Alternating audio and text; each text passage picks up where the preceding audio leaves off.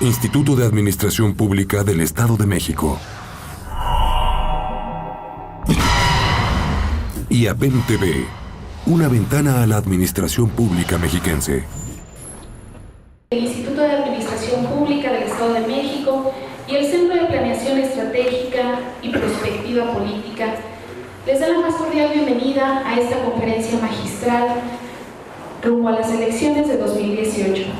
Me permito presentar a quienes nos distinguen en la mesa: al maestro Mauricio Valdés Rodríguez, presidente del IAPEM. Muchas gracias.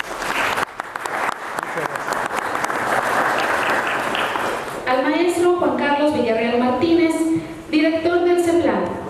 Hola, buenos días. Buenos días a todos.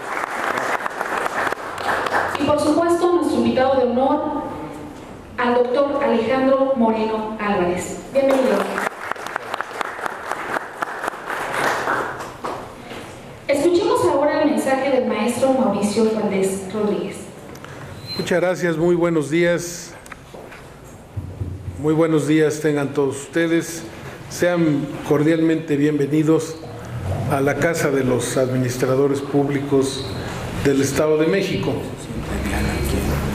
Este día hemos organizado con el Centro de Planeación Estratégica y Prospectiva Política una reunión, conferencia, con un experto en temas electorales y particularmente con una gran experiencia en el tema de las encuestas. Siempre hemos sido muy interesados en saber qué va a pasar mañana, qué va a pasar el mes que entra o qué va a pasar el año que entra. Y parte de los ingredientes de la política es la especulación. Otros son la intriga y otros más. Pero siempre nos gusta andar especulando y para eso se han desarrollado técnicas al respecto. Sobre todo hay las técnicas tendenciales y hay la prospectiva y hay otros que nos gusta ir construyendo el futuro en temas de prospectiva. Nada más que en esto sí es verdaderamente complicado. Hacer prospectiva electoral es lo más complicado. Sin embargo, por eso yo quiero agradecerle tanto a Juan Carlos Villarreal Martínez, director de CEPLAN, por permitirnos realizar conjuntamente esta actividad. Y invitar al doctor Alejandro Moreno Álvarez, doctor en Ciencia Política de la Universidad de Michigan, Ann Arbor.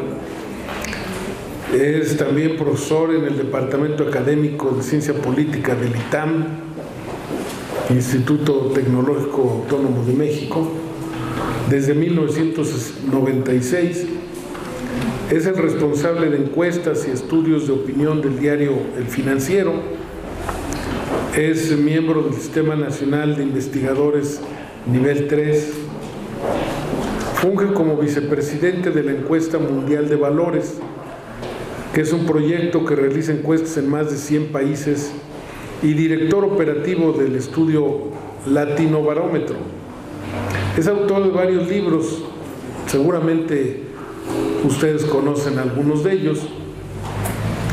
El que se denomina Democracia, Actitudes Políticas y Conducta Electoral. Otro más, el votante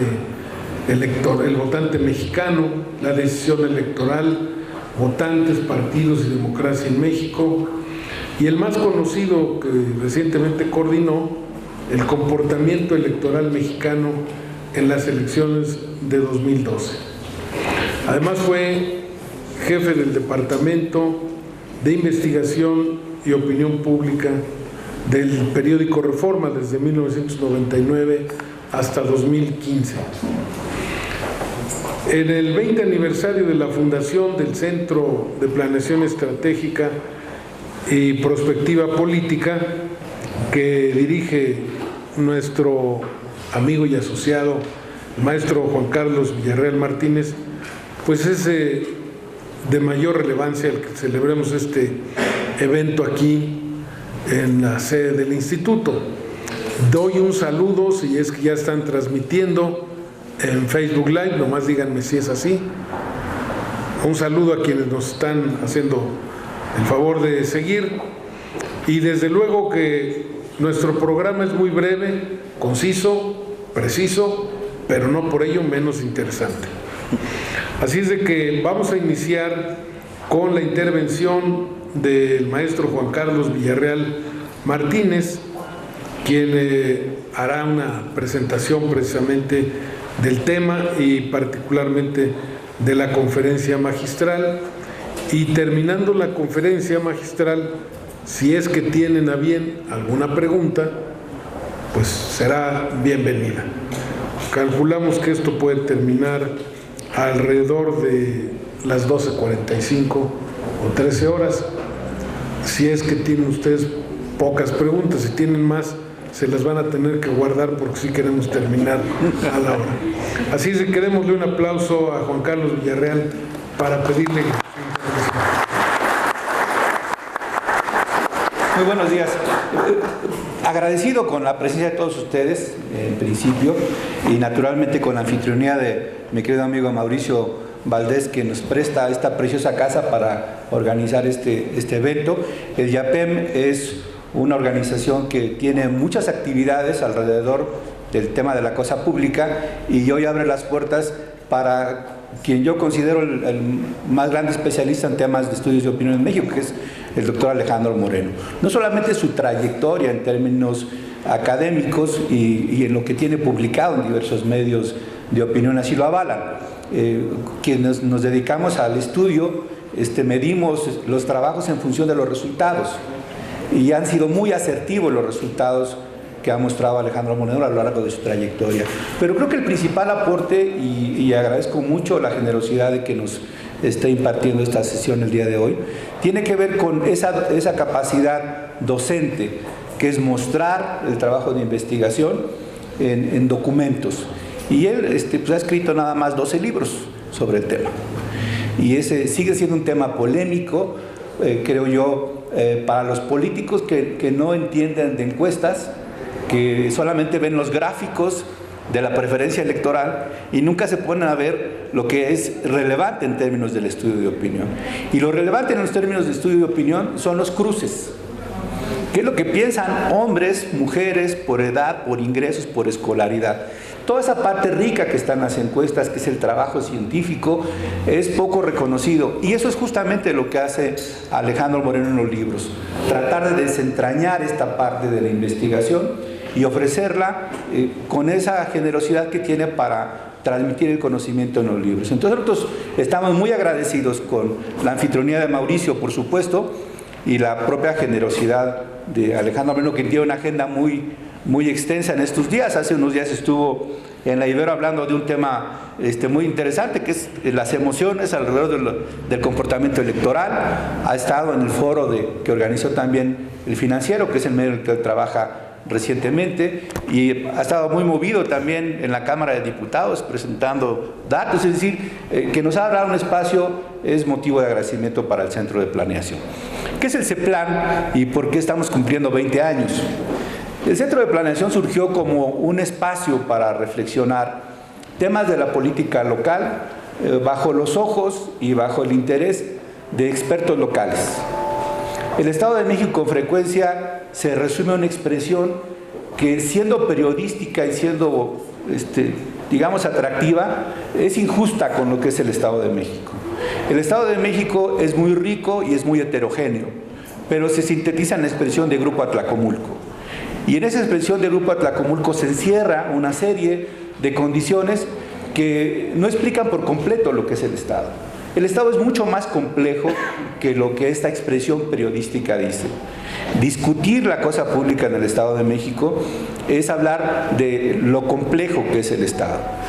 Solamente recordemos que el Estado de México iba desde el Estado de Guerrero hasta Veracruz en sus orígenes. Y que el Estado de México ha estado inmerso siempre en la lógica de federalismo-centralismo. Y que el Estado de México hoy por hoy tiene la clase política que ejerce el poder a nivel federal. No estamos hablando entonces de una clase política y de un Estado cualquiera. Es un estado muy importante en términos de lo que es el país, del desarrollo del país, de lo que ha sido la construcción de este país, y discutir estos temas es de la mayor relevancia. Nosotros queremos en el Centro de Planeación, con el auxilio de nuestros amigos, traer a discusión estos temas para tratar de comprender de mejor manera la inserción del Estado de México en una discusión nacional que ya se antoja irremediable por lo que viene el próximo año, que es una renovación de cargos que siempre tienen la lógica de que las elecciones en el país son fundacionales, ¿no? Siempre pensamos que cada 6 años las cosas van a cambiar y vendrá un Tlatoani, el nuevo Tlatoani, a cambiar el desarrollo del país. Lo que nos dicen los estudios de opinión, lo que nos dice Alejandro Moreno a lo largo de su larga trayectoria, es que eso es mucho más complejo que el simple relevo de autoridades. Y lo que queremos con esta sesión es justamente abrir la discusión, sí de la preferencia, sí del comportamiento, pero también de lo que debemos de conocer como ciudadanos para que efectivamente el cambio que queremos sea el cambio que todos deseamos, pero que es mejor comprenderlo, es mejor estudiarlo y es mejor iniciar una discusión de prospectiva respecto de estos grandes temas. Con esto arrancamos una serie de actividades para festejar los 20 años de que nos constituimos como una sociedad civil. Por el CEPLAN han estado a lo largo de muchos años amigos que hoy nos acompañan, muchos estudiantes que han trabajado con nosotros, otros que siguen haciéndolo, y solamente quiero decirles a todos ustedes que este proyecto les da la más cordial bienvenida a este evento, y nuevamente les reitero ampliamente el agradecimiento tanto al doctor Alejandro Moreno como a mi querido amigo Mauricio Valdés por su recepción y anfitrionía, y pues no nos quedaría más que escuchar al invitado de honor si no tiene inconveniente. Gracias por su atención.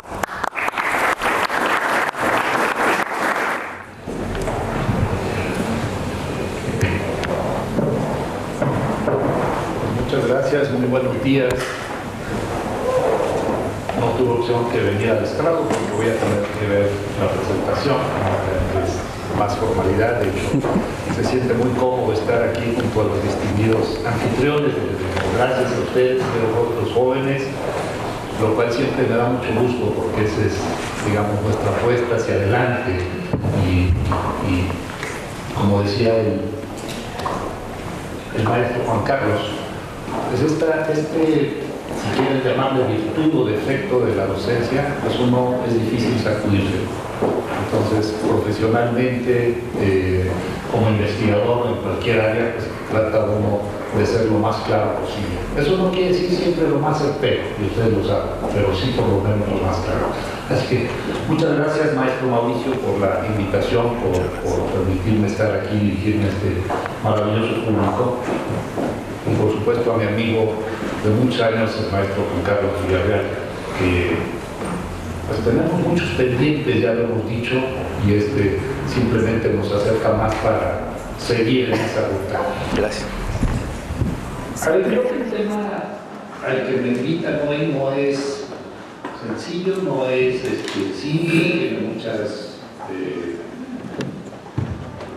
posibles caras de donde asirse. Tiene que ver con una elección grande a la cual nos enfrentamos como ciudadanos, como electores el próximo año, de que ya empezamos no solamente a interesarnos, sino además a fascinarnos con lo que viene. Coincido completamente con el maestro cuando dice que este ímpetu por querer saber lo que va a pasar, pues no es nada más un interés electoral, es un rasgo humano. Siempre planeamos, siempre buscamos, miramos hacia adelante, vemos, proyectamos, hacemos escenarios, en parte porque hay que desde que vivíamos como especies en la prehistoria, pues había que avisorar climas, bestias salvajes, a qué me voy a enfrentar, y viene nuestro ADN querer avisorar.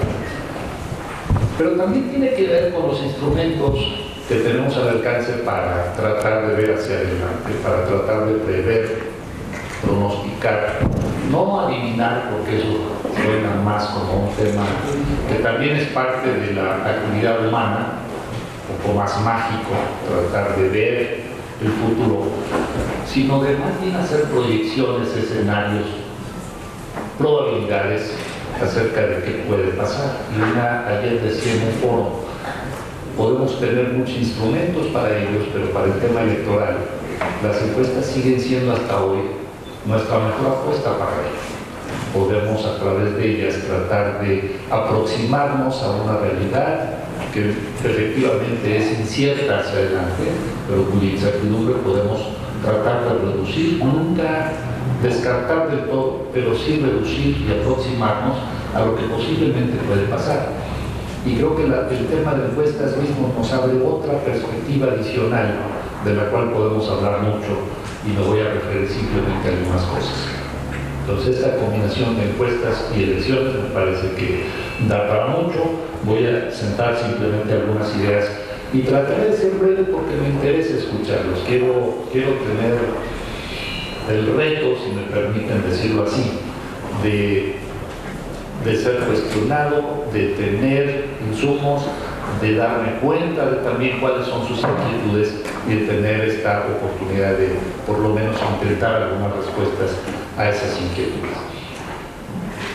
Las encuestas han tenido altibajos en su historia y esos altibajos obviamente pegan en la credibilidad. El encuestador, el investigador de opinión pública es alguien que se aproxima a unas elecciones en una enorme paradoja. Es alguien que quizás llega con cierta inseguridad, lo decía en el foro de la Ibero, yo noto al gremio de las encuestas inseguro, miedoso, con cierto temor acerca de si van a hacer un buen trabajo en la próxima elección o se van a volver a equivocar. Y digo sé, porque en esta última no me equivoqué, entonces hay que aprovechar también estas circunstancias.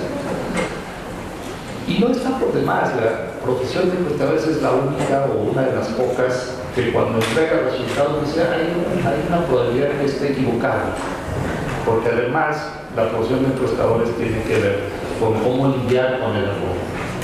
Yo doy una clase de metodología de encuestas, entre otras en el ITAM, y mi primer planteamiento en la clase es preguntarle a los alumnos no por qué fallan las encuestas, esa es la pregunta típica, la que escuchamos de periodistas, de analistas, de políticos, de críticos.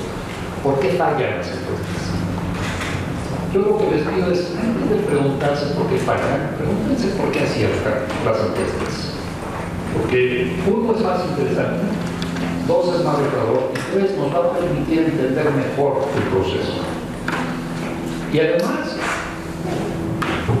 dada la complejidad de las encuestas de opinión pública, de su metodología, de todas las problemáticas, no solamente científicas, metodológicas, técnicas, sino logísticas, presupuestales, humanas, realmente preguntarse por qué aciertan es todo un logro. El hecho de que con una muestra de 1000 personas, de 1000 electores, pueden ser menos, pueden ser más, vamos a dejarlo en 1000, podamos proyectar, estimar, aproximarnos a lo que van a ser, en este caso, ¿cuánto se les antoja? 50, 60 millones de mexicanos el próximo año en las urnas. Vamos a ser pesimistas, pensar que de los 83 millones de electores votan la mitad, puede ser más, pero 42 millones, muchísimo. ¿Cómo es posible que con una pequeña muestra de 1000 personas, únicamente seleccionadas a partir de ciertos procedimientos que el encuestador y su personal estadístico y muestrista, todos ellos tratan de seleccionar como si fuera un poquito de aquí, de acá, de acá, pero siguen siendo 1000, no es ni siquiera el 1% de quien probablemente va a salir a votar. ¿Cómo es posible que con esos 1000, en un proceso de selección muestral, podamos proyectar lo que van a ser 42 millones? ¿No? Es una pregunta básica. Ahora, demos un paso más. Lo que queremos proyectar es su voto. ¿Cómo es posible que ese acto tan importante, tan relevante políticamente, lo podamos estimar con una pregunta aparentemente tan sencilla, tan inocente como oiga, si el día de hoy fueran las elecciones, ¿por quién votaría usted? Una pregunta. He escuchado encuestadores que dicen que esa pregunta ya no sirve, que hay que cambiarla, que hay que buscarla, que hay que llegar al voto de manera indirecta. Sí, está bien, hagan lo que quieran, creo que es metodológicamente válido, pero creo que finalmente si yo quiero saber por quién piensa votar la gente, le voy a preguntar, ¿por quién piensa usted votar? Pero esa pregunta, a diferencia de otras, y lo he visto en múltiples encuestas durante mucho tiempo, si ustedes le preguntan a la gente qué opinan del presidente, se los dicen, casi el 100%. Si les preguntan cosas sobre la economía, sobre corrupción, sobre honestidad, sobre homosexualidad, sobre aborto, sobre cualquier tema, por candente, por controvertido que sea, casi el 100% les va a contestar. Por ahí habrá unas personas, quizás máximo el 1% que digan, no sé, no le quiero contestar. Les pueden preguntar, ¿consume usted drogas ilegales? Y casi el 100% les va a contestar. Pueden preguntar, ¿paga usted sus impuestos? Y el 100% les va a contestar. A lo mejor no todos de manera muy sincera, pero casi todos les van a contestar. Con esta pregunta inocente, simple, sencilla, si hoy fueran las elecciones, ¿por quién votaría usted? Generalmente no todos contestan. Y eso genera un primer problema. O un segundo. El primero es seleccionar a todos estos individuos, las 1000 personas, en una complejidad nacional impresionante o estatal. Y después preguntarles algo que no todos están dispuestos a contestar. Yo siempre me pregunto, ¿por qué? Cualquier cosa que les pregunto, el 100% me contesta, pero cuando quiero el voto, que es la pregunta que más me compromete como investigador, mi trabajo, la reputación, 60, 70% de la gente contesta y el resto no. Ahora, de ese porcentaje que sí contesta, la siguiente es, me estará diciendo la verdad, ¿no? Me está diciendo que por este partido, pero a la mera hora llega a la urna y a lo mejor hace otra cosa. A eso hay que añadirle, además, el hecho de que esta pregunta va insertada en un cuestionario, en un instrumento de investigación. No es una sola pregunta, son muchas, desde las demográficas, que la tiene, en un estudio panel que hicimos en las distintas elecciones presidenciales desde 2000, 2006, 2012, saben ustedes que hay un porcentaje de gente que no nos dice la verdad en cuanto a su edad. Nos damos cuenta porque como las vamos entrevistando varias veces, cada vez que nos contestan la edad nos dicen algo diferente. Si en una pregunta tan sencilla como la edad nos cambia, ¿qué pasa con el voto? ¿Sí? Pero también les preguntamos sus opiniones, sus problemáticas, sus preocupaciones, sus valores, su ideología, sus preferencias, sus miedos. ¿Sí? Dicen que el voto es cada vez más emocional y cada vez menos racional. Entonces, esos instrumentos de medición, pues tienen que empezar a dejar las clásicas teorías del votante racional, o si no, dejarlas por lo menos incorporar otros temas, ¿no? Por ejemplo, si les da miedo algún tipo de problemática y cómo eso se conecta con el voto. A quienes nos gustan estos estudios electorales no nos cansamos de buscar ese tipo de asociaciones. Nosotros tenemos un cuestionario grande que genera muchísima discusión, pero de nuevo la pregunta, con estos instrumentos tan sencillos, tan inocentes, 1000 personas, si hoy fuera la elección, ¿por quién votaría usted? La pregunta más relevante es ¿por qué aciertan las encuestas? Ahora, añadan algo más. Ya una vez que hice una selección, un estadístico, un muestrista, un actuario, hace una perfecta selección de una muestra, el mejor diseñador de cuestionario hace un cuestionario impecable. Ahora eso se tiene que poner en manos de encuestadores y de supervisores para que ejecuten entrevistas, para que logren que alguien les tome una llamada o les abra una puerta. Y para que una vez que abran la puerta, accedan a hacer una entrevista. Y que una vez que acceden, respondan de la manera más sincera, honesta y, digamos, verdadera posible, ¿no? Una vez que sucede eso, tenemos que recopilar la información, procesarla, generar una base de datos y analizarla. Y en todo eso hay una serie de fuentes de error impresionantes. Que si el clima no fue propicio, que si el lugar de la entrevista fue inseguro, que si el encuestador no fue supervisado, que si la capacitación no fue la adecuada. Dentro de toda esa serie de fuentes de error, uno se vuelve a preguntar, ¿por qué aciertan las encuestas? ¿Cómo es posible que con este ejercicio lleguemos tan lejos? Pero lo voy a dejar ahí para dar el siguiente.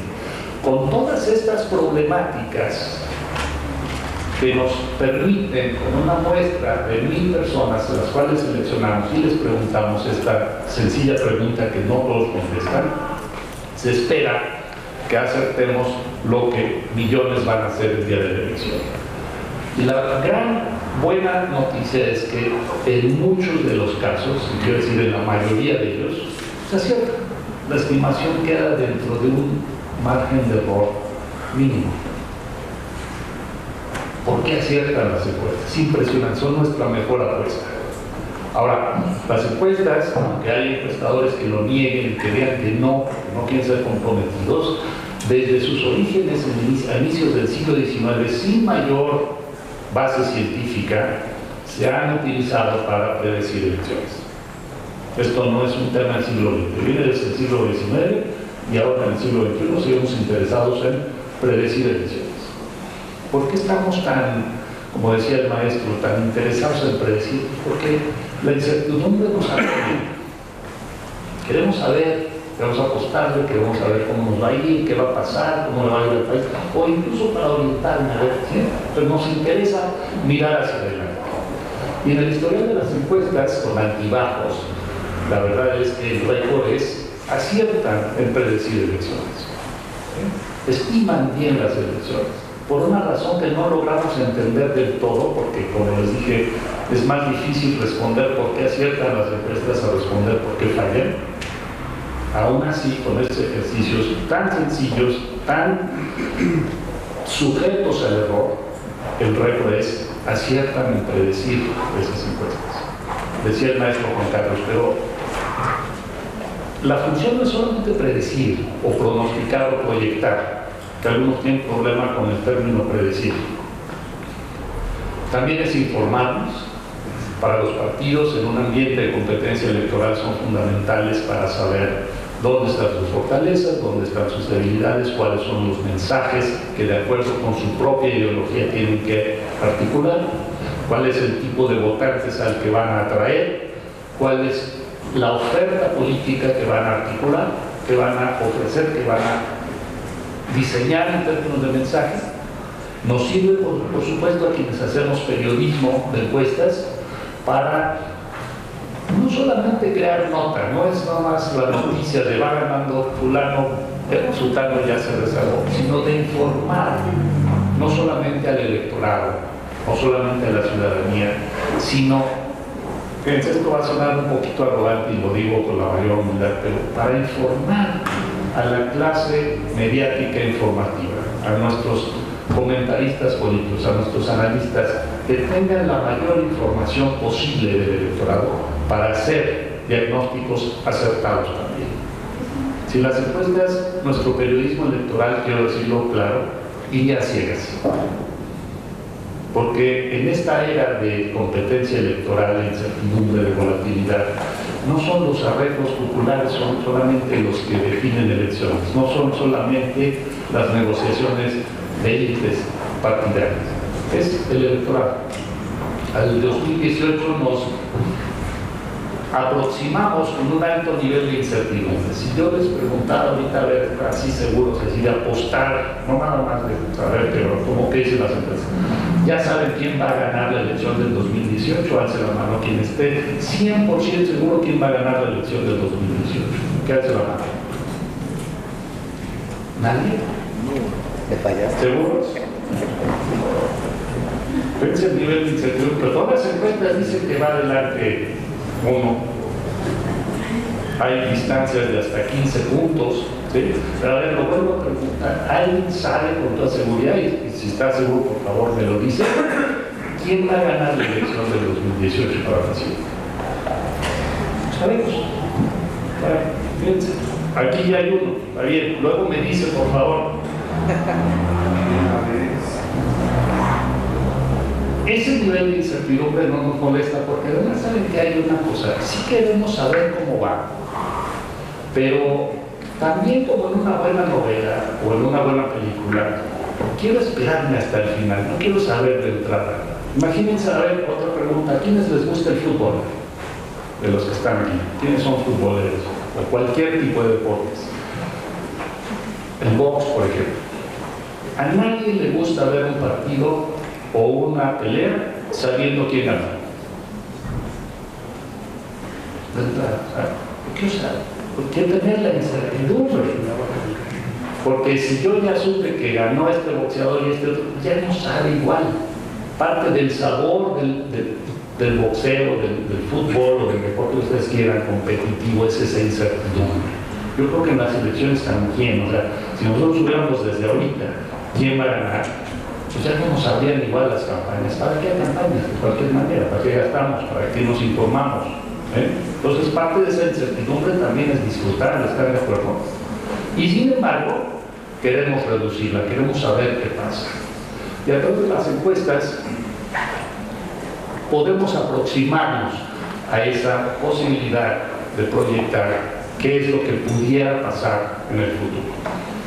En la encuesta que acabamos de hacer para el Financiero y que se publicó el día de ayer, es un gran ejemplo de una encuesta que no nos dice cómo va a quedar la elección de entrada.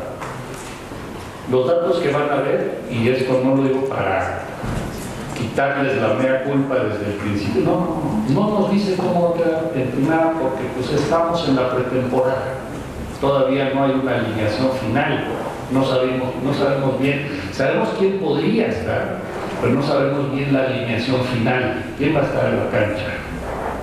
¿Sí? Una vez que ya las alineaciones de los partidos estén definidas, entonces las mediciones tendrán mucha mayor precisión, exactitud y sí empezaremos a proyectar. Ahorita, como decía el maestro, solamente especulamos. Y también quiero decirlo, es divertido especular. Hay que disfrutar y hay que aprender a especular y especular bien. Esto quizás le dé un poder a los encuestadores más allá de lo que debieran, pero el poder de especular es generar escenarios. ¿Quiénes? De los que suenan, ¿quiénes podrían ser? ¿Sí? Y quitarle y ponerle, moverle, jugar con las combinaciones, es una de las partes más divertidas quizás de hacer encuestas electorales tempranas, porque una vez que ya hay alineaciones finales de los equipos, pues ya no podemos hacer eso. Hay que poner a quienes son y concentrarnos en que la medición sea lo mejor posible, pero ahorita todavía podemos jugar. Por supuesto, en los partidos, y aquí sí ya veo que han estado viendo esto, empiezo a referirme a las gráficas.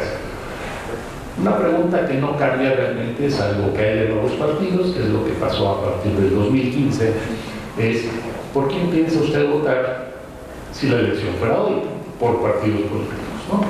Y aquí lo que vemos es una evolución de 2 años con las encuestas del Financiero, en la que en esta última tenemos prácticamente un empate estadístico. Acuérdense que estas estimaciones tienen un margen de error de 3 para arriba y 3 para abajo.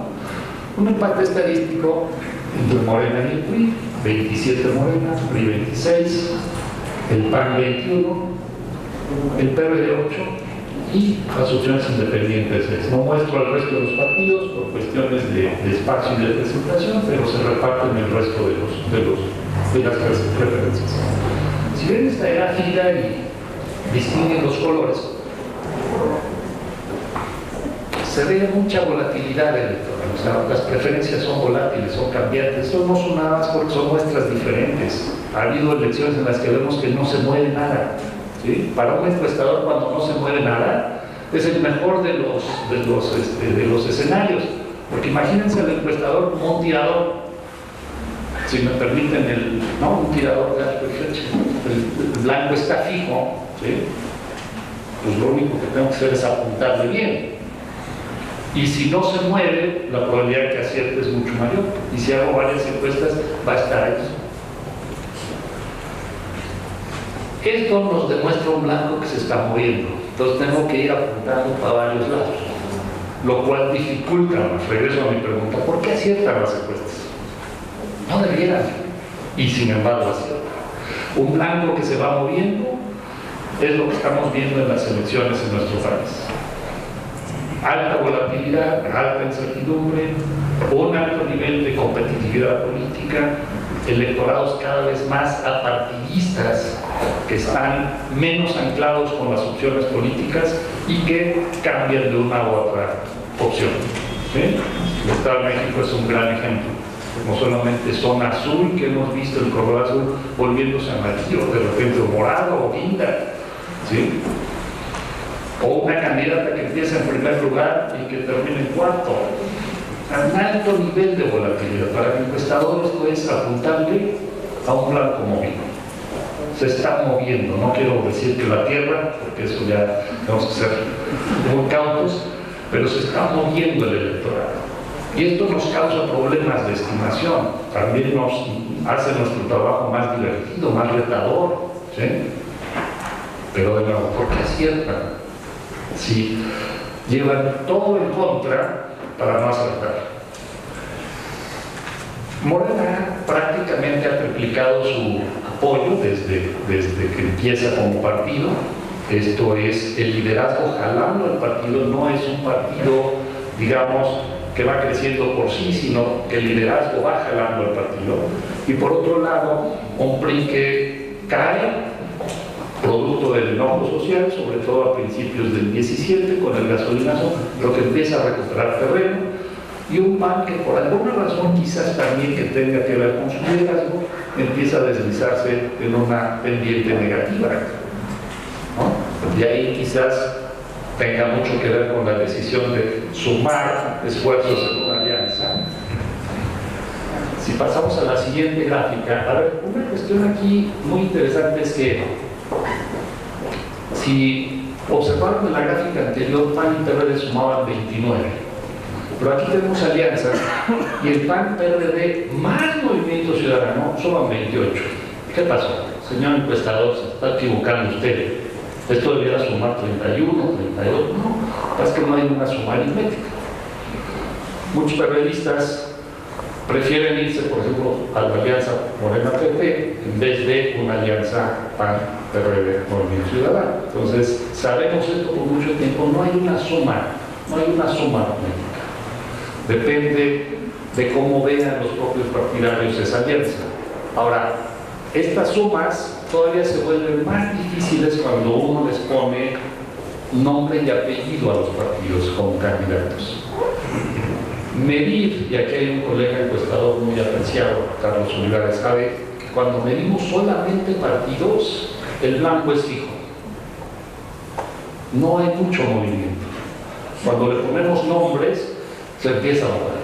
¿Sí? Por ejemplo, la opción independiente era 6%. Si le ponemos a los tres independientes principales, ya suma 20-22%. ¿Cómo pasó de 6 a 22%? O sea, si estaban apuntando en la calle, se movió para acá. Entonces, si pasamos a la siguiente, y esta es parte de la diversión, también hay que verlo con humor, es que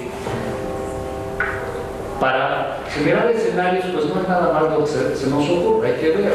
Hay 4 priistas, no quiere decir que necesariamente de algunos yo soy de los que creen que puede ser alguien más, siempre hay que estar listos para la sorpresa. Pero si fueran estos 4, pues las preferencias populares se centran principalmente en uno, que no necesariamente vaya a ser, pero nos dice, a ver, usemos este porque este es el mejor posicionado. ¿Sí? Generamos un escenario. ¿Qué pasa si es este o qué pasa si es este otro? Y de repente, por ejemplo, que ha habido, que es la siguiente gráfica, pues hasta hace poco, y fíjense, aquí es donde las encuestas nos ayudan a no ir a ciegas, pero además también cumplen la función estratégica para los actores políticos y de negociación, de saber cómo van a actuar. Estos son insumos para la toma de decisiones de los políticos y los posibles candidatos y los partidos. Si no tuviéramos esta información y les preguntara quién ven más probable como candidato del frente, probablemente me dirían al presidente del PAN. Pero aquí las preferencias públicas están mostrando otra cosa, y esto empodera a un aspirante, debilita a otro, Y esto es la opinión pública, esto es el electorado a través de las encuestas, articuladas las encuestas, ¿sí?, sentando una agenda y haciendo que los cálculos y las posibilidades de los políticos cambien. Si alguien me dice que no, eso no es democrático, entonces ¿qué es? Cuando la ciudadanía está poniendo la agenda a los políticos. ¿Sí? Si alguien me dice que eso no es democrático, entonces que me digan qué es. Aquí el político, el partido, el tomador de decisiones está en buena medida, no exclusivamente, pero en buena medida sujeto a lo que el electorado está diciendo. Puede no seguir ese mensaje, puede no seguir esa sugerencia, esa preferencia, pero el no seguirla puede resultar también muy costoso. Entonces, aquí hay un tema de articulación ciudadana a través de estos datos, y sobre todo si esos datos están técnica y éticamente bien sólidos. Esto es importante decir. Entonces, tenemos un escenario en el que, por ejemplo, el jefe de gobierno de la Ciudad de México se vuelve bastante competitivo, por lo menos en su partido es mucho más preferido, y esto hace que, por ejemplo, una candidatura eventual de Ricardo Anaya en el frente, pues no necesariamente tenga la transferencia de todos los votos del PRD. Eso hay que entenderlo, ¿sí? Siguiente lámina, por favor. Los independientes, pues bueno, estos también, antes de seguir especulando hacia si van a estar en la boleta o no, tenemos una nueva diversión, un nuevo deporte, saber si van a llegar al número mágico de los 866,000 firmas. Vamos a tener que esperar. Y lamentablemente para las encuestas vamos a tener que esperar todavía varios meses, ¿sí? Pero bueno, ya con candidatos de partidos, por lo menos el número de escenarios se reduce. Fíjense, el número de escenarios, si ustedes consideran que por lo menos en el PRI hay 4, aunque puede haber más, pero en los medios se han manejado 4. En el frente hay por lo menos 3. Ahí ya es combinaciones de 4 por 3. Y luego, en Morena, ¿cuántos hay en Morena? Eso facilita, 1. Pero luego independientes puede haber 3 o puede haber más o puede haber 2, y entonces ahí ya el número de escenarios se empieza factorialmente a multiplicar, ¿sí? Eso es muy engorroso, muy difícil, la validez de las mediciones en las empresas se vuelve muy crítica, pero la gente es muy amable cuando nos responde, entonces nos permiten contestarnos 10, 15 escenarios que aparentemente suenan igual, pero que los resultados nos dicen que están entendiendo perfectamente bien que no son lo mismo. Entonces, juguemos un poco con los escenarios.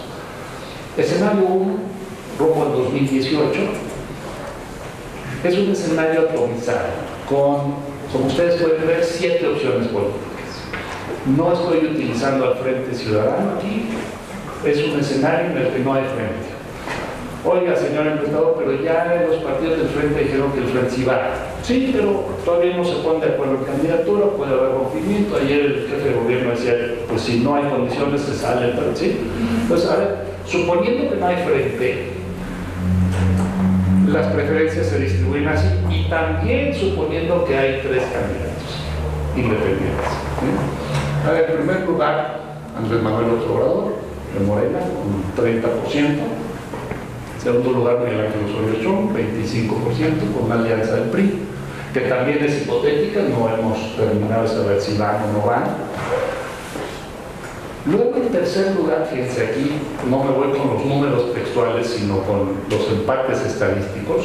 En tercer lugar, disputado entre Anaya del PAN y Margarita Zavala, independiente. ¿Eh? O sea, un partido, literalmente partido. Miguel Ángel Mancera con el PRD, acuérdense que el PRD solito saca 8, Mancera le suma 1.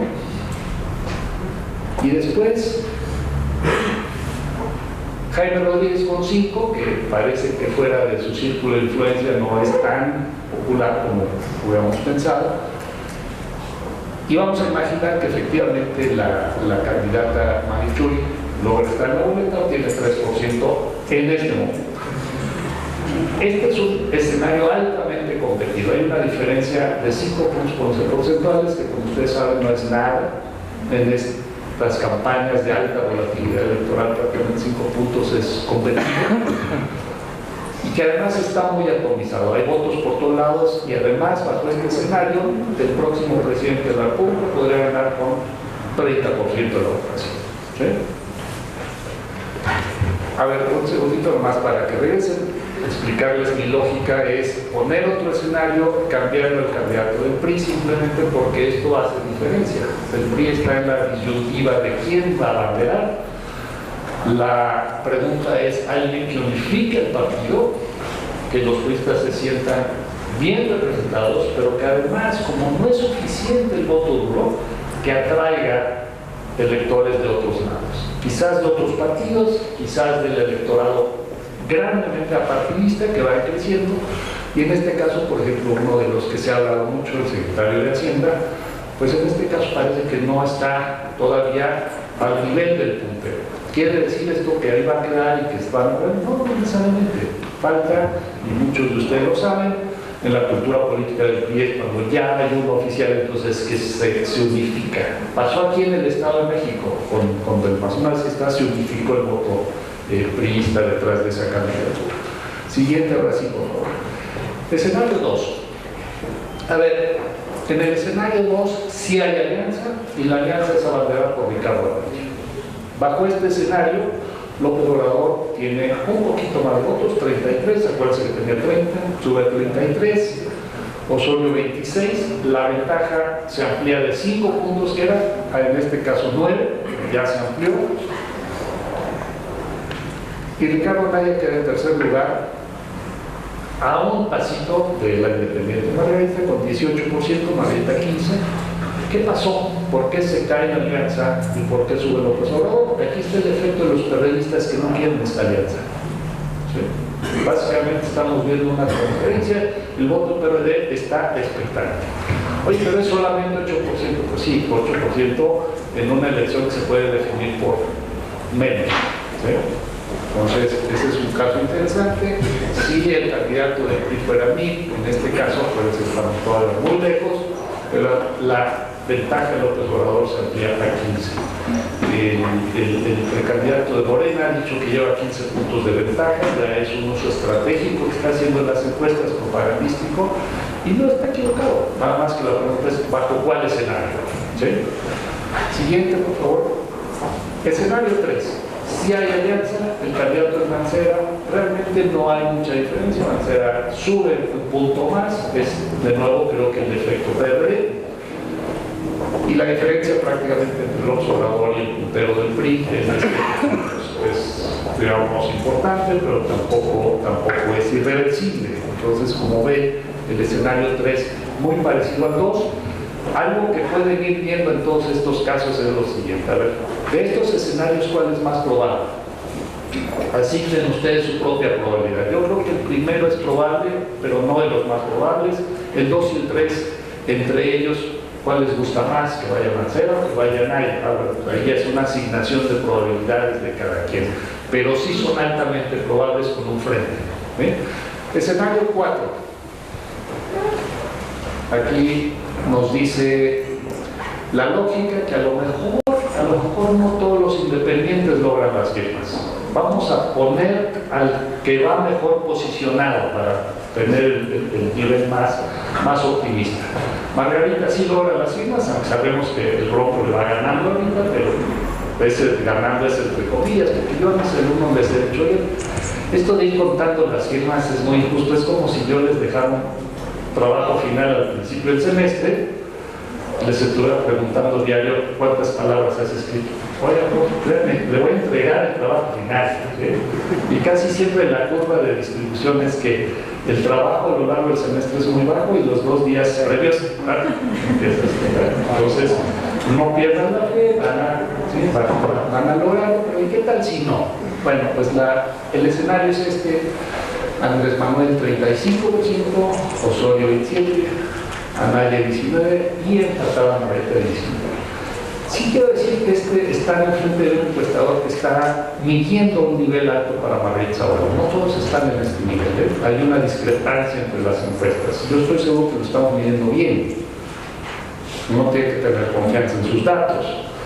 Además, les aseguro que no hay ningún interés más que dar datos válidos y confiables. Entonces, ¿por qué esta discrepancia? Bueno, otra vez, porque aciertan las encuestas. Ahí se los dejo. Siguiente escenario: ninguno de los independientes logra el número mágico de los 866,000 firmas, todos se quedan a la deriva. En este escenario tenemos tres grandes alianzas probablemente, un escenario menos atomizado, mucho más centrado en tres opciones. Y bajo este caso, fíjense, este caso es muy interesante porque se ha hablado por muchas semanas, y no es que meses, que el próximo presidente de la República puede ganar con el 29-30% de la votación. Bajo este escenario se rompe la barrera de los 40 con López Obrador, ahorita. Acuérdense, esto es ahorita. Yo estoy apuntándole al grafo que está allí, pero probablemente va a estar allá. ¿Sí? Y además, les aseguro, puedo decirles que esperamos una alta volatilidad. ¿Cómo medimos esto? No nada más con cómo se van moviendo las encuestas. En los estudios panel, a la misma gente a lo largo del tiempo en las campañas, en 2012 vimos que de todos los entrevistados, que fueron 1000 y pico, la mitad cambió de preferencia durante las campañas. En un momento me dijo, yo voy a votar por A. Lo volvimos a entrevistar, no sé qué, ella cambia de, y a lo mejor volvió a regresar a A, o se fue con C, o ya no quiso votar. Y entonces, a ver, 50% del electorado cambió de preferencia. Una alta volatilidad. No es tan clara la preferencia. Entonces, esto no está escrito en piedra, pero es interesante porque este es un escenario bajo el cual la barrera de los 40 se rompe. ¿Sí? Y es importante porque además, pues cuántas elecciones llevamos que el ganador presidencial no pasa a los 40. Pues creo que el último fue Fox. Calderón se quedó por debajo, y Enrique Peña estuvo cerquita, pero quedó por debajo. ¿Sí? Entonces, a ver, barrera de los 40 se vuelve también como un tema quizás de gobernabilidad, de muchos temas. La diferencia más se amplía a 11 puntos. Este es uno de los escenarios más favorables para López Obrador, lo cual quiere decir que efectivamente entre más independientes hay, los chances de que él gane son menores en términos de probabilidades. ¿Sí? ¿Es esto un complot? No, es parte de la diversidad y la pluralidad política que estamos viviendo en el país. ¿Se puede prestar a ideas de complot? Sí, está bien, porque afecta, se mueven, dependiendo, como dije, de las alineaciones, se mueven las estrategias y los chances de ganar o perder, pero prácticamente este es el escenario último que creo que es muy probable. Juego, entre comillas, juego, porque si no pierde uno credibilidad, pero como le dije, hay que disfrutarlo, con un último escenario que algunos me reclamaron ayer, pero precisamente ayer a un evento que tuvimos me acompañó la directora del Latinobarómetro que estaba visitando México, la señora Marta Lagos de Santiago, Chile. Y como muchos de ustedes sabrán, las encuestas parece que se equivocaron en la elección en Chile, para variar. ¿Sí? Por eso les pregunto, es que, ¿por qué aciertan? Y los chilenos no saben, los encuestadores chilenos no saben por qué se equivocaron, también como los mexicanos no saben por qué se equivocaron. Están buscando explicaciones, ¿no? Y decía la señora Marta Lagos, a ver, en Chile nos imaginamos escenario 1, nos imaginamos escenario 2, nos imaginamos escenario 3, y hasta ahí resultó el 4. ¿Por qué pongo esto? Porque tenemos que imaginarnos todos los escenarios. Mientras no están las alineaciones, hay que imaginarlos. Y López Obrador durante el fin de semana dijo, vamos a poner a encuesta la designación del candidato. Es muy poco probable, yo sí le asigno una probabilidad muy bajita, pero ¿qué tal si no es López Obrador el candidato? ¿Sí?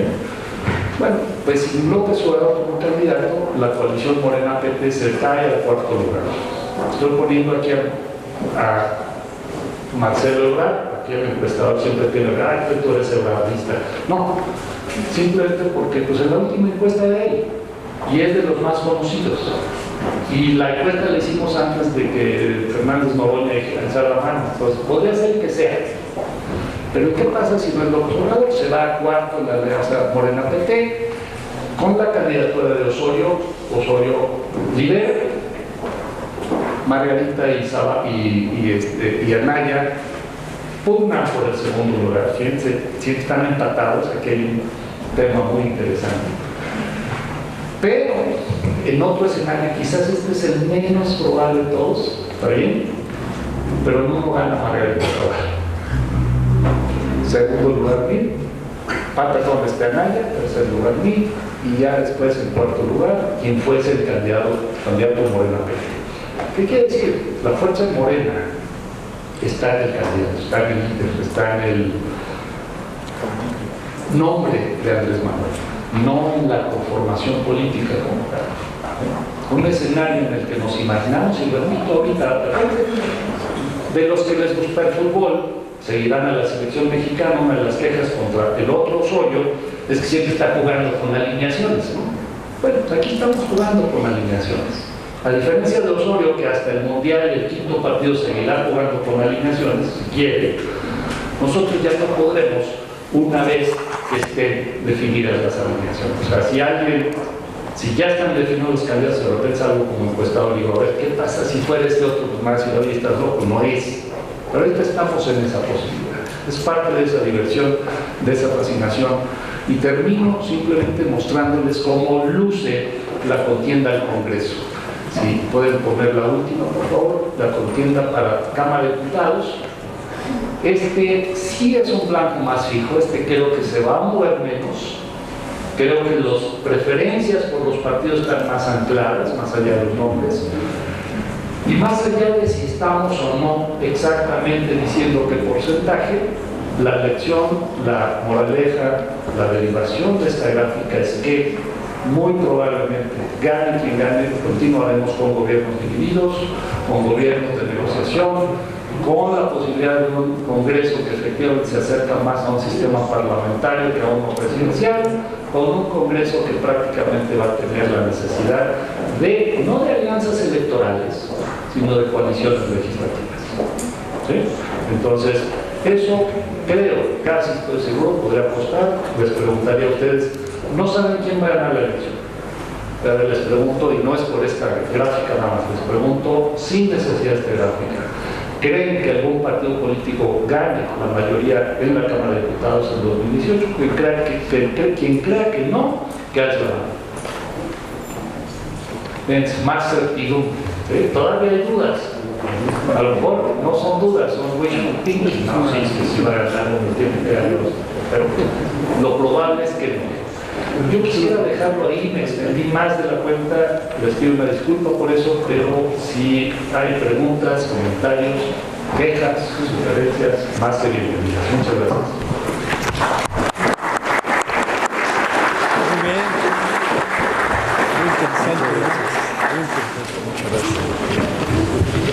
Muchas gracias, muy interesante. Sin duda nos deja, pues, lo más difícil que es pensar. Nos deja buenas reflexiones. Lo felicito, doctor. Muy interesante y sobre todo esta forma de presentarnos lo que son las interpretaciones de las encuestas. Estaremos pues listos para las preguntas. De este lado, ¿alguien quiere preguntar? José Ramón. Allá también. Vamos a empezar aquí, José Ramón. Creo que ya había por ahí otro. ¿Qué papel, bueno, indudablemente la prensa juega un papel muy importante? Por muchos comentarios que había el periódico Reforma tiene una tendencia a apoyar a un partido específico, concretamente al PAN. Pero en general, ¿qué influencia o qué efecto tiene el apoyo de la prensa hacia los candidatos? ¿Cuál es el papel preponderante de la prensa? Muchas gracias. ¿Quiere que juntemos 2 o 3 preguntas? Sí, sí. Por allá atrás había una pregunta y aquí también. Ahorita volvemos acá. En el escenario donde dices que López Obrador rompe la barrera de los 40, estaba como candidato del frente Ricardo Anaya. No sé si también tuvieras el escenario donde sería con Mancera en el frente. Por favor, allá atrás el micrófono. Ladies first, pero no me había yo visto. Gracias, buenas tardes. Yo quisiera que nos pudiera detallar un poco más acerca de esto, de que el voto cada vez es más emocional que racional. ¿En qué escenario se aplicaría para la elección del 2018? ¿Cuáles serían como algunas de las características que harían que los ciudadanos votaran pues, más emocionalmente? Gracias. Por favor, acá adelante. Aquí. Mi pregunta es: ¿cuál sería el mecanismo, el parámetro para determinar la volatilidad del voto? Por allá atrás alguien quería preguntar. Buenas tardes. Mi pregunta es, actualmente utilizamos obviamente las redes sociales como manejo de marketing político y manejo de opinión pública. En sí sería, ¿cuál es su opinión, doctor, acerca de esto? Porque siento que las redes sociales y la política lúdica es un tema que debemos manejar actualmente para el desarrollo de una encuesta o una opinión. ¿Por allá alguien más?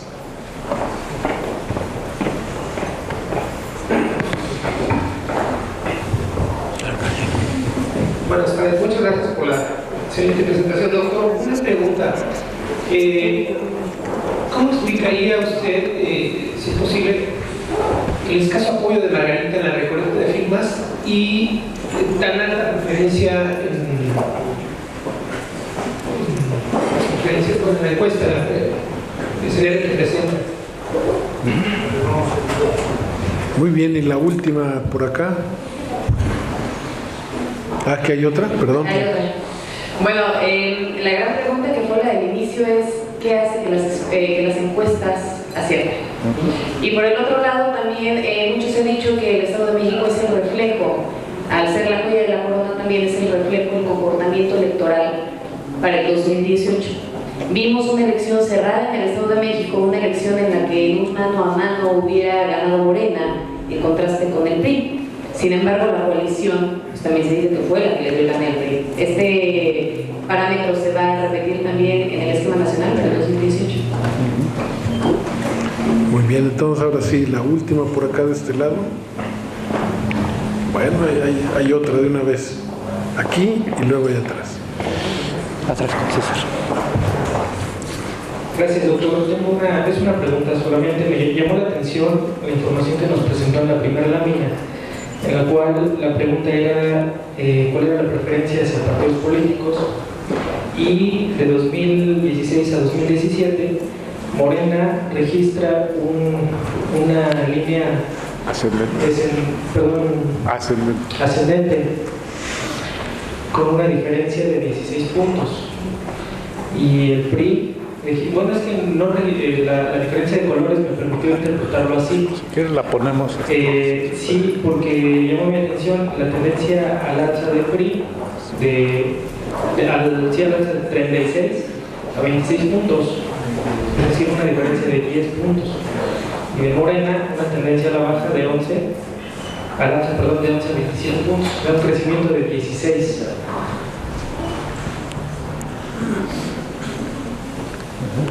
Es ese. Morena representa la línea de 27 puntos a noviembre de 2017, ¿no? Sí, correcto. ¿Qué factores o en su análisis explican esa gran diferencia de crecimiento y de descenso? Esa es la pregunta. Gracias. Muy bien, y ahí atrás, la penúltima, ahí atrás. Y digo la penúltima porque yo voy a hacer una pregunta. Bueno, con la experiencia que usted tiene, ¿Margarita Zavala va a cumplir con las firmas? Bueno, quiero saber si es probable o no. Muy bien. Bueno, hay una pregunta que no han presentado y por eso la haré, pero que tiene que ver con eso que decimos que las encuestas son como las fotografías, solo muestran lo que puede pasar ese día que se levantó la encuesta. ¿Qué tan cierto? ¿Cómo opina de esa expresión el doctor Moreno. Y con eso, listos. Muchísimas gracias, maestro. A ver, empiezo con esta última, porque fue la única que anoté. No me responde, la mano está bien fría, ¿eh? No sé cuántos están con frío, pero ahorita que quise escribir está toda tensa. No sé si son las preguntas, el clima, Toluca. La casa que se enfrió hoy. Ya hace frío en Toluca. Yo tengo dos perspectivas respecto a la metáfora de la fotografía, maestro, porque sí creo que es correcta. La encuesta se circunscribe al momento, las circunstancias, la coyuntura en la que se levanta, ¿eh? Pero también hay que añadirle el fenómeno que está midiendo, y aquí es donde agrego nuevamente si estamos midiendo un blanco fijo o si se trata de un blanco móvil. Si el blanco es fijo y las preferencias no cambian, una encuesta hecha 2 o 3 meses antes puede ser perfectamente predictiva. Una anécdota, un ejemplo: en el 2015, mi último año electoral en el periódico Reforma, por razones presupuestales, Reforma solamente nos dio una encuesta nacional. La hicimos en marzo, muy lejos, para diputados federales.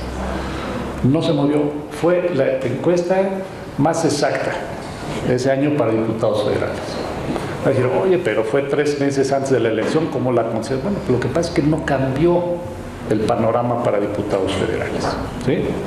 Sin embargo, ese mismo año en Nuevo León, que también tuvimos con los colegas del norte, la encuesta, aquí no voy a decir la más exacta, sino la menos inexacta, porque fue la que más se acercó, pero todavía estuvo lejos de la ventaja que sacó Jaime Rodríguez el Bronco, y por una razón: el Bronco era ese blanco móvil, iba creciendo día a día, y entonces cualquier encuesta que ustedes dispararan se quedaba atrás de lo que iba creciendo. Fue un fenómeno, fue una espontaneidad política, ¿sí? Entonces depende del contexto, maestro. Yo creo que las metodologías están diseñadas efectivamente para medir el momento, pero les voy a hacer otro planteamiento, y aquí está mi amigo Carlos Olivares, hemos hablado de esto muchas veces, y perdóname que use el ejemplo, Carlos, pero es poco académico, pero lo voy a repetir. Si vemos que se va moviendo, si las campañas ya nos dieron una fuerte volatilidad y más o menos podemos aproximarnos hacia dónde van, o sea, piensen en la candidata del PAN en el Estado de México, que será descendente, ya sé que va descendente, ¿sí? Entonces, la medición que haga el momento, tengo que poder emplear preguntas, proyecciones, análisis, estadísticas que me permitan adelantarme también hacia dónde va a ir. ¿Se vale? Claro que se vale. Por supuesto, es además una técnica adicional. ¿Sabemos hacerla todo? No hay tanta experiencia, pero creo que es importante avisorar, ¿sí? Porque efectivamente la foto se queda ahí. Pero imagínense, esta es la metáfora, con este termino, que viene un bólido, un Ferrari, un auto, un Fórmula 1, y tienen la cámara fija, pues va a salir movida. Tienen que mover la cámara para poder fotografiar. O sea, incluso, yo no soy fotógrafo, estoy inventando, pero la lógica es, tengo que adaptar mi instrumento de observación a lo que estoy observando, ¿sí? Por ejemplo, en Nuevo León, las cámaras se quedaban fijas.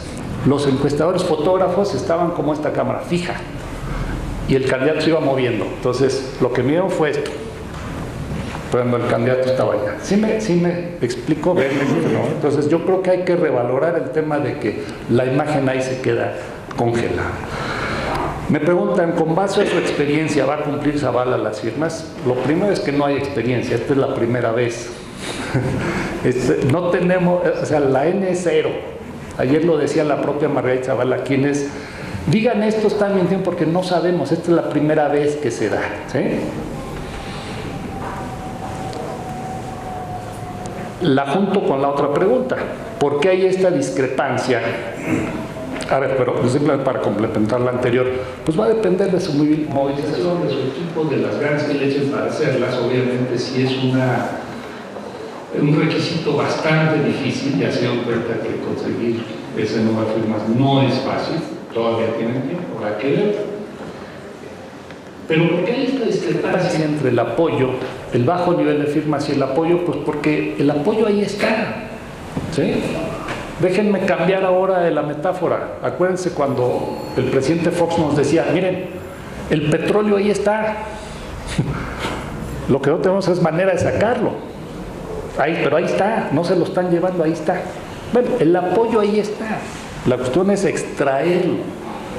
Y los candidatos independientes lo están extrayendo firma por firma. O sea, esto no es un ejercicio masivo, ¿sí? Y además, el periodismo y la cobertura ya les han puesto el ojo de que si se salen de los patrones probables, entonces a lo mejor hay algún tipo de trampa. No, yo creo que tengan que hacer lo que tengan que hacer, ¿sí? Pero requieren organización, requieren recursos, requieren extraer, como decía el presidente Fox en su momento, ese tesorito que ahí está. ¿Se acuerdan del tema del petróleo? Ahí está, el Golfo de México está lleno, pues no tenemoslo, ¿sí? Creo que esa es la discrepancia. Medimos que 20% del electorado está dispuesto a votar por uno de ellos, pero pues no han llegado ni al 1% en términos de firmas. No, es un tema de extracción. Es como nuestras montañas, están llenas de recursos, extráiganlas, ¿sí? Es el tema con las firmas. La gráfica, ¿por qué se mueven? Yo creo que aquí es un tema de interpretación. Nuestra labor obviamente es medirlo bien, pero si nos permiten interpretar. Los movimientos del PRI yo creo que son dos. Primero el descendente, que va reflejando esa espiral de desaprobación al presidente Peña, que va jalando al partido, que llega a su punto mínimo en el gasolinazo en enero y que empieza a rebotar. También la aprobación va rebotando. Un colega encuestador en el Universal reportaba que después de haber estado en 15, hoy está en 30. O sea, ya creció al doble, ¿sí?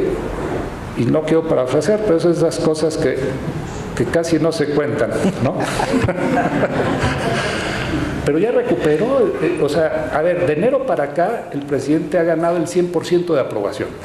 Y no lo estoy diciendo para defender, no, es un tema de medición. Y eso obviamente creo que tuvo impacto también en el Estado de México. Si se hubiera quedado en el 17, 15 de aprobación, a lo mejor hubiera tenido otras consecuencias electorales. Va a seguir creciendo hacia el 2018. No sé, ahí es el tema de adivinanza, no podemos saber. Pero si sigue la tendencia, probablemente sí recupere algunos puntos más hacia el 2018. Habrá que estar atentos. ¿Por qué sube Morena? Pues por dos cosas. Una, porque Andrés Manuel López Obrador ha sido muy efectivo en ir posicionando el nombre del partido. Y el partido no crece por el partido, crece porque lo van identificando con el líder del partido. Y en el caso del PAN, aquí es mi mayor especulación, me parece que tiene que ver. El PAN venía muy bien, ya no está la gráfica, pero creo que estaba en primer lugar.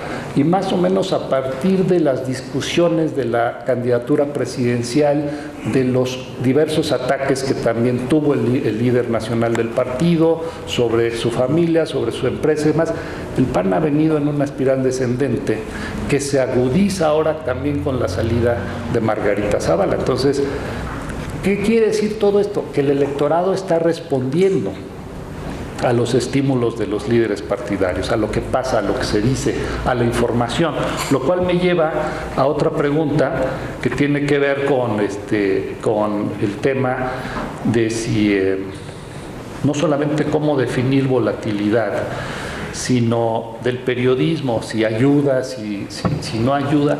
Yo creo que hay varias maneras de separarlo. Tendríamos que tener otro foro completamente distinto y completo y quizás quedarnos días hablando de ello. El periodismo es una esfera muy compleja, ¿no?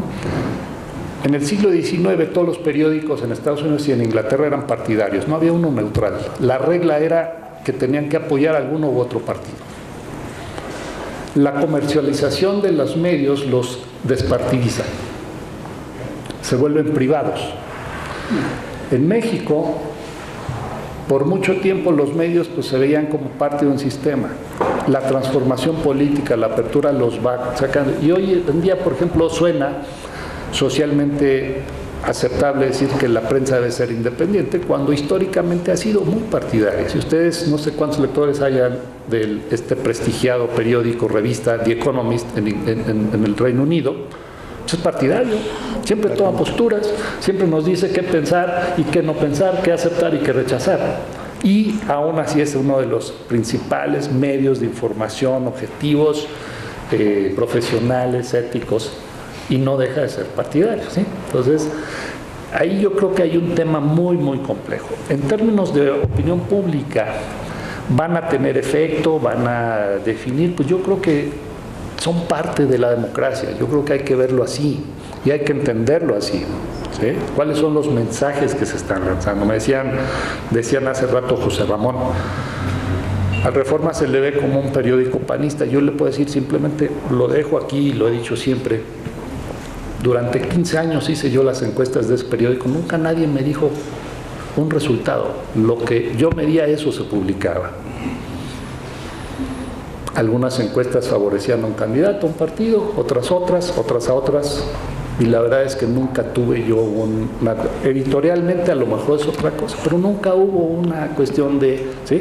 Y eso en buena medida explica también parte del éxito en términos de la estimación, porque la apuesta se dejaba, y no quiero decir que sea impecable, siempre acertada, pero la motivación era dar datos lo más válidos y confiables posibles. Nuestra finalidad, incluso había una competencia interna entre los encuestadores Norte, Reforma y Mural para ver quiénes salíamos mejor en las estimaciones, ¿no? Lo cual era muy sano, pero no había una expectativa de que fuera a favorecer a uno o a otro, ¿no? Ya me quedan poquitas preguntas, ya casi. El escenario de López Obrador con más de 40 no lo medimos con Mancera, ahí sí quisiéramos medirlo todo, pero hay un límite, ¿no? Aquí los amigos encuestadores lo saben, ya llega el momento en el que el encuestador dice, oye, pero ya me lo preguntaste, ¿no? Entonces, tampoco podemos preguntar 40,000 escenarios, entonces, no está. ¿Qué esperaría? Ahí ya es una especulación, pues con base a lo que vimos en los otros, pues yo creo que López Obrador, en vez de estar en 42, quizás pudiera estar en 41-40, y Mancera, en vez de tener esos, creo que eran 32, 33, porque es lo que vimos en los otros escenarios. Aquí nuestra mejor apuesta es, bueno, sabes que no lo medí, pero medí algo parecido, y con base a estas tendencias te puedo decir que podría ser más o menos por aquí, ¿sí? O sea, lo tengo medido en otros escenarios. Y esa también es una lógica que nos sirve, ¿eh? Por ejemplo, tampoco es tan Nuño y tampoco es tan Narro. Pero yo les preguntaría, ¿ustedes lo pondrían más cerca del nivel de Osorio o más cerca del nivel de Meade? Bueno, medían del de Meade, porque ya en otras encuestas hemos visto que están al nivel de Meade. La encuesta por la semana pasada de DEFOE, bueno, pone a Nuño al nivel de Obrador, ¿no? Ok, está bien. Entonces ahí otra vez tiene que ver con la encuesta. ¿Por qué acierta? ¿No? A ver, el tema de voto emocional racional nos podríamos también tardar un rato, pero muy, muy breve. En este instituto, que hay asesoría política, que hay educación a quienes toman decisiones, si ustedes miran las campañas, en las campañas se apela a la emoción. Hay mensajes cargados de emotividad. Y sin embargo, en la academia pensamos que el votante es estrictamente racional. ¿Por qué esta discrepancia? Bueno, yo creo que hay que tener las dos. Si hay elementos de racionalidad, el voto estratégico, si no gana me paso, que es otro fenómeno de la volatilidad actual, la evaluación de los gobernantes, oye, pues está muy bien, hay que votar por el partido gobernante. Bueno, hay elecciones donde esa lógica no se da. Por ejemplo, me acuerdo el año pasado en Aguascalientes el gobernador estaba muy bien evaluado y perdió el PRI, ¿no? O luego tenemos gobernadores muy mal evaluados y gana su partido. Entonces, no suena muy racional. ¿A qué otro tipo de cosas se están apelando? Yo creo que para entender el votante no es aplicarles una teoría u otra. sino tratar de ser lo más comprensivo en lo que me lleva a entender una complejidad electoral en su propio contexto. Y el Estado de México, para llegar a esa pregunta de si es o no icónico, yo creo que el Estado de México es de los electorados más complejos, más interesantes en todo el país. Se parece en muchos sentidos al electorado nacional. Y efectivamente creo que la última elección está mostrando lo que las encuestas, por lo menos en este momento, dicen, que pudiera haber una polarización Morena-PRI. Hay quienes están apostando a que la polarización sea Morena-Frente. Poquitos están apostando a que sea Frente-PRI. Parece menos probable. ¿Es posible? Sí, sí es posible, pero parece menos probable. Y esto tiene que ver con una lógica de, a ver, no lo hemos comprobado, pero ya los comentaristas están hablando de que en México hay una segunda vuelta informal. Llegan 3 fuertes, pero en algún momento de las campañas uno se cae y se transfieren los votos a alguno de los otros 2. ¿Qué pasó en el Estado de México? Y es lo que me di con las encuestas, fue muy interesante. Se cayó la candidata del PAN y los votos que fue perdiendo al principio beneficiaron la subida de Morena, pero hacia el final se fueron por igual. Prácticamente se dividieron en partes iguales hacia el PRI y hacia Morena. Y para el PRD también. Y para el PRD, es decir, hubo digamos, vamos a llamarle, fue equitativa en las pérdidas. Se repartieron por igual, ¿sí? En otros escenarios, obviamente lo que esperaríamos es que para que haya un voto útil, un voto estratégico, un voto que defina la elección, es que el que se va cayendo, sus desertores, se coordinen hacia una sola opción, para que esa opción gane. En el caso del Estado de México no, hubo un voto desertor equitativo, vamos a llamarle así. Pues es otro fenómeno a explicar, es racional, es emocional, ¿qué es? ¿Sí? Otro aspecto de lo emocional, a ver, el fin de semana hubo lo que algunos llaman ahorita un acto anticipado, habrá que ver las autoridades electorales que dicen, pero hubo un evento de Morena. Y hay un programa, por lo menos una serie de puntos y lineamientos. Yo les preguntaría a ustedes, ¿cuántos han tenido a detalle ver exactamente con toda objetividad qué se plantea, qué se dice? Lo más probable es que, es Morena, está bien, emocional, o es Morena, está mal, emocional. Pero ¿cuántos realmente se han metido a ver la viabilidad técnica, logística, presupuestal, política, programática de todas y cada una? Sí los habrá, y ojalá los haya, ese es un debate que necesitamos informado. Pero lo primero que hacemos como electorado es, es PRI, entonces está bien, o es PRI, entonces está mal, pero no hay una cuestión racional, que sí tendremos que finalmente educarnos a hacerlo. La volatilidad se define de distintas maneras a nivel académico. Hay indicadores de volatilidad que básicamente se basan en el cambio que hay de una elección a otra.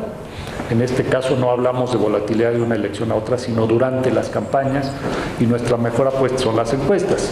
Una es ver cómo se mueven en el agregado, y otra, menos común, es con los estudios panel a los que me referí algo hace rato, y que no se hacen porque son muy complejos, son muy costosos, no costean realmente, ¿sí? Se hacen para propósitos académicos, pero ahí te vas dando cuenta de si la gente va cambiando o no.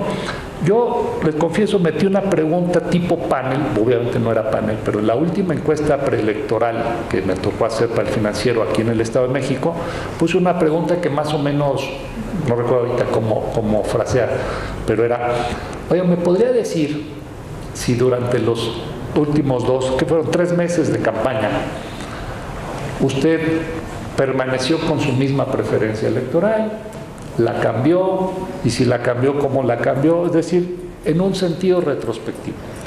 Y ahí, aunque es menos perfecto que el panel, porque el panel nos va midiendo bien, nos da una idea de que efectivamente la gente nos está diciendo, sí, cambié en algún momento. Entonces, podría ser una aproximación al grado de volatilidad. ¿Qué recuerdo? Y aquí se los pido con cautela porque no tengo el dato. Yo nunca me acuerdo de los datos de las encuestas, curiosamente. Pero sí me acuerdo que la mayoría del electorado mexiquense nos dijo, yo cambié mi preferencia en algún momento durante las campañas. Es una aproximación al grado de enorme volatilidad que observamos. Termino con el tema que creo que es el más retador, uno de los más apasionantes para lo que viene, uno que es característico de la nueva generación interconectada, los llamados millennials, redes sociales. La pregunta la entendí en dos sentidos, a ver si refleja. Una tiene que ver con la elaboración de campañas. Pues obviamente va a ser una nueva apuesta de los partidos y los candidatos a hacer campaña en redes sociales. Ya lo vimos desde el 2008 en la campaña de Obama. En 2012 más o menos, pero todavía estábamos muy tempranos. Yo creo que 2018 va a ser una gran campaña de redes sociales, ¿no? Para las buenas y para las malas, todo, ¿no? No estoy diciendo que vaya a haber influencias extranjeras o algo, ¿no? O sea, los propios partidos van a hacer sus campañas en redes sociales. La otra, si entendí bien, y obviamente tiene que ver con la capacidad de los partidos de comunicarse, sobre todo con los electorados jóvenes e interconectados. Esta es una sociedad crecientemente interconectada y la interconexión se correlaciona con otros rasgos, nivel socioeconómico, edad, educación, y todos esos rasgos están conectados con el voto, ¿sí? Lo cual me lleva a la siguiente faceta, que es, si entendí bien la pregunta, ¿se vale hacer encuestas en redes sociales o no? No sé si iba por ahí, pero ¿qué tanto podemos usar redes sociales como un instrumento para hacer esto? Yo diría, ¿se vale? Sí, pues sí se vale. ¿Va a ser lo más confiable? Pues depende. Las redes sociales todavía tienen un sesgo socioeconómico, regional, no llegan al México rural, hay ciertos, ¿sí? Las encuestas de Facebook, por ejemplo, que están haciendo ahorita, traen un porcentaje de apoyo más alto a López Obrador, está entre 8 y 10 puntos más arriba de lo que las encuestas cara a cara traen. El PRI se castiga, ¿sí? Entonces ahí hay un sesgo de muestra muy importante.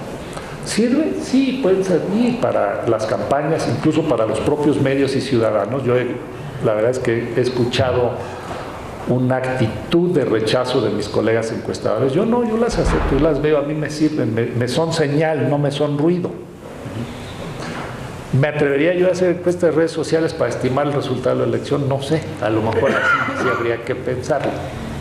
¿Por qué? No porque no me vaya a atrever, simplemente porque hay esa responsabilidad de tratar de ser lo más preciso posible. Pero me va a interesar dar seguimiento a esas encuestas, sí. Yo creo que, bueno, más bien era, si este tipo de campañas que ahora se están utilizando en redes sociales, y creo que lo vimos aquí en el Estado de México con Cepeda, que lo utilizó como un gancho para subir en las conferencias, sobre todo, obviamente, de esta sociedad milenaria. Pero si esto va a representar, no tanto yo creo que en encuestas de las redes en sí, sino en estas encuestas que realizan, por ejemplo, los periódicos o personajes. Yo creo que las encuestas en redes sociales que hacen los periódicos, quiero ser muy claro aquí, creo que el electorado es muy inteligente y te distingue. Y como dije, sí las vas a ver, pero no necesariamente le van a atribuir el peso, creo yo. O sea, no hay una bola de engaño en este tipo de cosas, ¿no? O sea, no es una encuesta de engaño, ¿no? Va a decir, está interesante, hay que tomarla, pero hasta ahí, ¿no? Tú me diste, ¿no? A los usuarios de redes y su comportamiento y preferencia. Sí, que publicaste también, creo que... Pero pues es que es el tema, hay que entenderlo, hay que meterse, hay que insertarse, ¿no? Ahora, el tema de Cepeda yo creo que también lo añadiría a la campaña de Jaime Rodríguez en Nuevo León. Pues son campañas de redes que se ganan en redes con otros recursos. Todavía no he visto trabajos académicos que los expliquen, los documenten, no la de Jaime Rodríguez, tampoco la de Cepeda, que es más reciente. Pero en este libro que les muestro, que pueden bajar en versión electrónica, se llama El Votante Latinoamericano, lo pueden bajar en versión electrónica del sitio del CESOP, de la Cámara de Diputados, Centro de Estudios Sociales y de Opinión Pública. Lo editamos una profesora brasileira, Mara Telles, y un servidor. Tiene varios trabajos, es un libro coordinado, no es que, me llegó el momento de hacerle, no es comercial porque no está a la venta, lo pueden bajar, es gratis, ¿sí? Pero me cae muy bien porque aquí hay un capítulo que se llama Internetizados, la campaña de Marina Silva en Brasil, que fue efectivamente una de las primeras en América Latina de ser internetizada vía redes sociales, con un nicho de votantes jóvenes, pero también evangélicos. No eran... O sea, aquí hay un tema de religión también que fue movilizado a través de redes sociales, a través de grupos de WhatsApp de iglesias, ¿sí? Pero ese tipo de cosas que queda muy bien documentado y se los recomiendo, es algo que nos puede también dejar muchas lecciones para acá. Por ejemplo, redes sociales solemos pensar en Facebook y Twitter, pero WhatsApp es ahorita el tema de los grupos en los que precisamente habrá que estarlo midiendo, e incluso con el mismo afán e interés que con Facebook, si no es que más. No sé si quieran tomar más preguntas. ¿Cómo andamos de tiempo, maestro? Yo soy materia dispuesta. Muchas gracias. ¿Alguna otra? Adelante, pásenle el micrófono, por favor. Gracias, Carlos. Habla como... con el micrófono integrado que tenemos. Bueno, buenas tardes. Felicidades por la presentación. Y bueno, en esta última parte de su explicación de que el electorado es, y en general la opinión pública, pues es inteligente, ¿no? ¿Qué opinión merece la regulación que hay por parte del Instituto Nacional Electoral en el tema de impuestos? ¿Alguna otra más? Rodrigo. Sí, bueno, antes que nada felicitarlo por su excelente exposición, pero yo sí no me quiero quedar con la duda. Yo creo que las encuestas sí están o siguen estando en la discusión, ¿no? El caso del Brexit, el caso de Trump y Hillary Clinton, ¿no? Y en Estados Unidos, bueno, pues precisamente la discusión este año ha sido entre los encuestadores y su asociación de encuestadores de Estados Unidos. Bueno, pues, ¿qué pasó? ¿No? ¿Qué nos equivocamos? ¿Cómo podemos cambiar el instrumento? ¿Qué es lo que ha ocurrido? ¿No? Yo creo que su analogía esta de la pistola y de que a lo mejor Trump iba en una dirección y los encuestadores en otra, pues puede caer muy bien ahí. Pero a mí sí me gustaría escuchar su comentario acerca de esto, porque en México no tenemos una asociación así tan abierta. Es decir, yo veo que muchos de los encuestadores y de las empresas encuestadoras son muy recelosos de sus metodologías, de sus datos, ¿no? Aunque pues, debiera ser al contrario, ¿no? Como en Estados Unidos hasta cierto punto, que hay otra cultura, de otra forma de negocio, en donde pues, se comparte todo esto para tratar de mejorar la medición y de mejorar en aras de la sociedad. Pues aquí en México, como es un negocio, pues es muy diferente esta precisión. Entonces yo creo, esa es una precisión personal, que aún con todos los datos y aún cuando muchas de las encuestas tienen ciertos niveles de precisión, pues hoy en día están más en entredicho los resultados de las encuestas, porque pues no se ha entendido qué es lo que está pasando con estos fenómenos. Muchas gracias. Muchas gracias, Rodrigo. Pues con esa concluimos y le pedimos al doctor Moreno sus respuestas. Claro que sí, muchas gracias. Bueno, gracias a todos por las preguntas. Me voy, como siempre, enriquecido de estas inquietudes, de la oportunidad de plantear respuestas. Algunas son preguntas usuales, ya tiene uno una respuesta más o menos hecha. Otras son nuevas, tiene uno que intentar responderlas de la mejor manera posible y aprender en el proceso.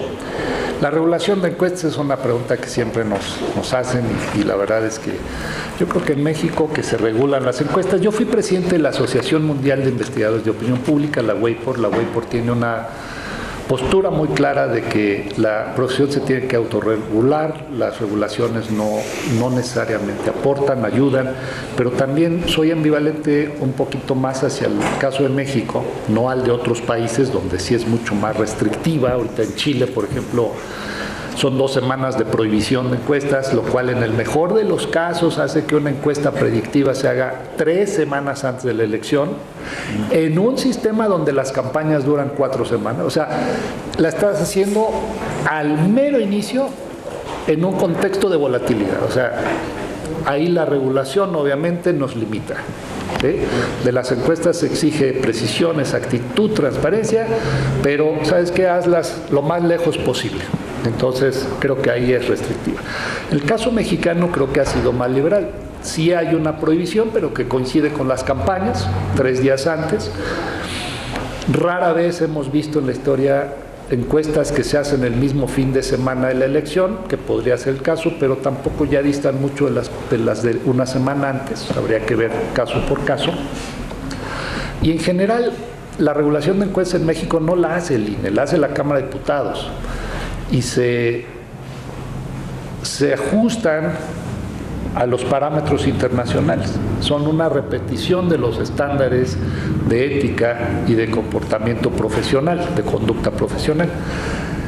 Hay 2 o 3 rasgos en la regulación. La prohibición es una, otra es la entrega de bases de datos, que parece que es un tema de transparencia.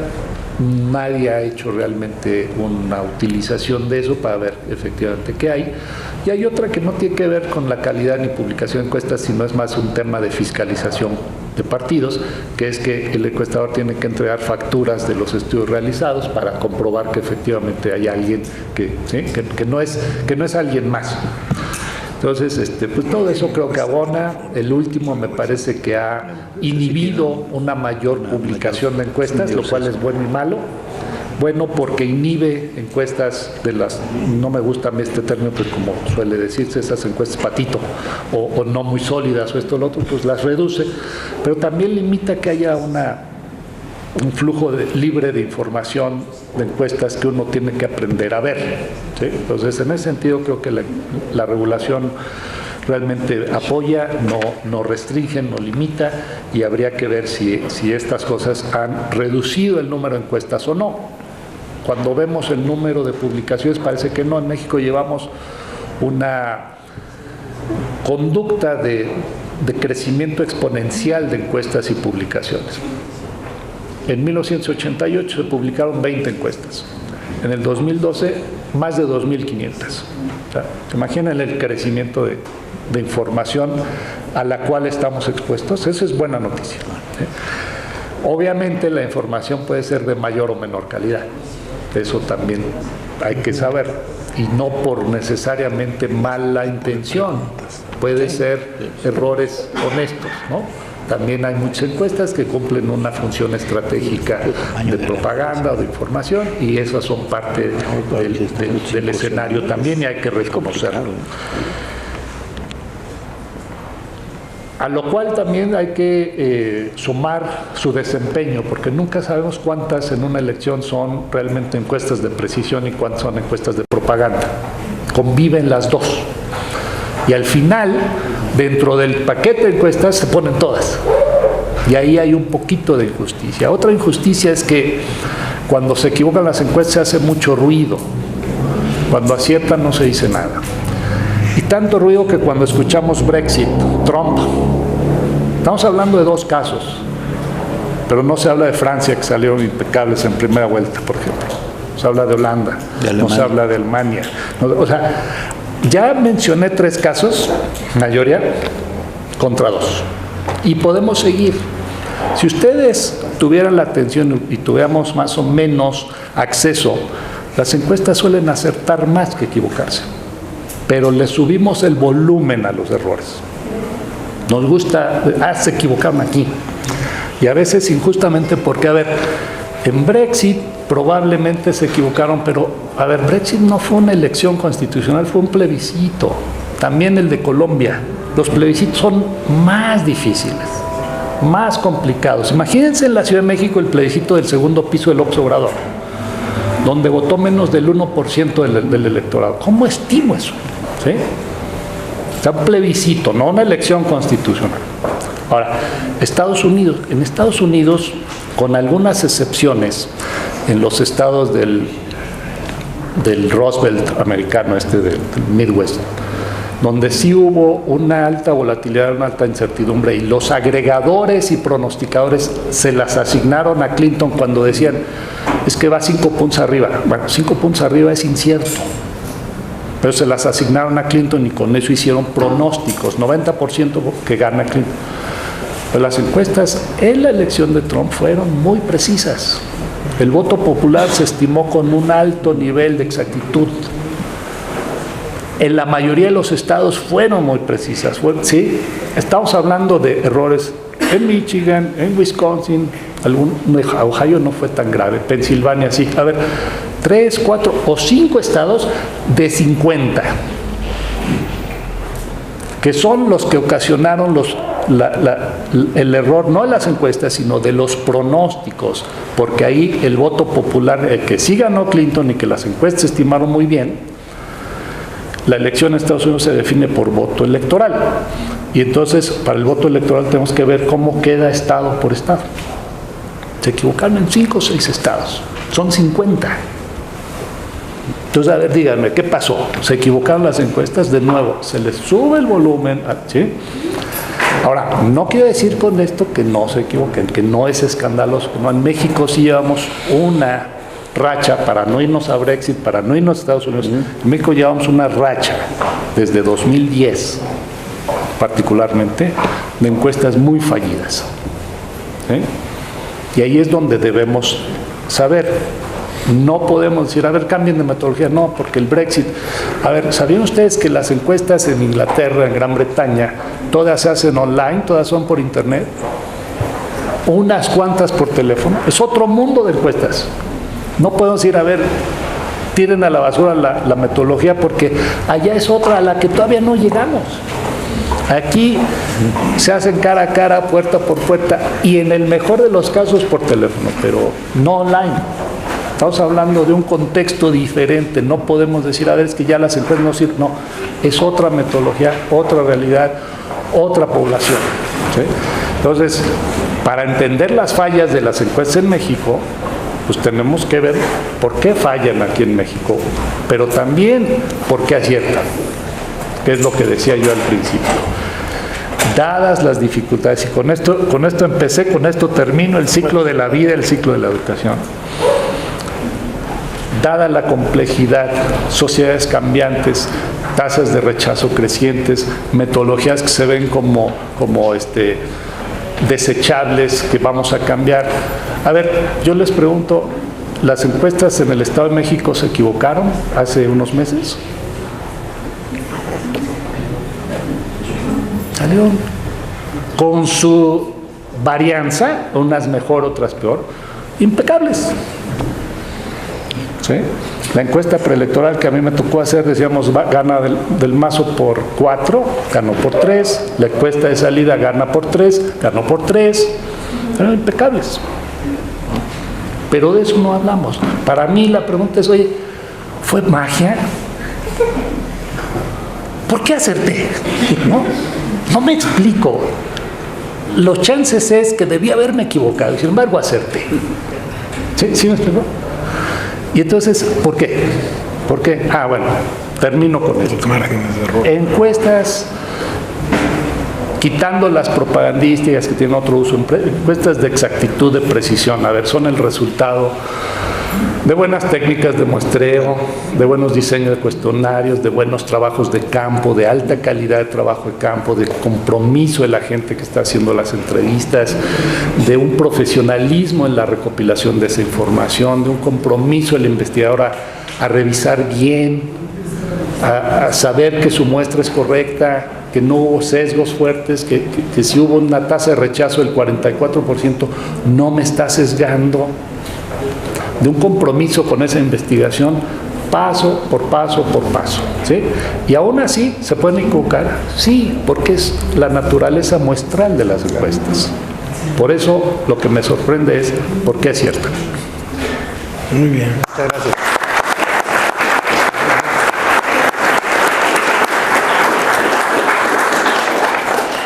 Seguro que con la sapiencia del doctor Moreno podíamos estarnos un buen rato, tener varias reuniones, porque casi de cada pregunta y de cada respuesta, pues nos va abriendo otras ventanas para el conocimiento de los que nos interesamos en estos temas. Nos deja desde luego una tarea luego que a ver si la armamos aquí con Juan Carlos, con el equipo de CEPLAN, respecto de cómo se usan las encuestas, que es un tema que resulta muy interesante porque de ahí viene lo que en algunas partes le llaman los juegos de los políticos.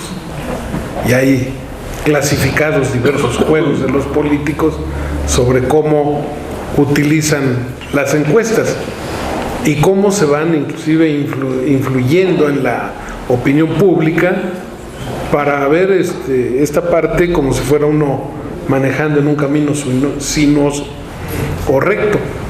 Así es de que muchas gracias, doctor Moreno, y muchas gracias a ustedes por su atención. Permítanme nada más para concluir que le entreguemos un reconocimiento de parte del Instituto de Administración Pública y de CEPLAN. ¿Quieres darle lectura, por favor? El Instituto de Administración Pública del Estado de México y el Centro de Planeación Estratégica y Prospectiva Política otorgan el presente reconocimiento al doctor Alejandro Moreno Álvarez por impartir la conferencia rumbo a las elecciones 2018 en el marco del 20 aniversario del Centro de Planeación Estratégica y Prospectiva Política. Firman el maestro Mauricio Valdés Rodríguez, presidente del TEPLAN, y el maestro Juan Carlos Villarreal Martínez, director del CEPLAN. Muchas gracias. Vamos a hacer eso. Además, se hace entrega de un presente de CEPLAN y de un juego de libros de parte del Instituto de Administración. Este es para mi querido Mauricio. Muchas gracias.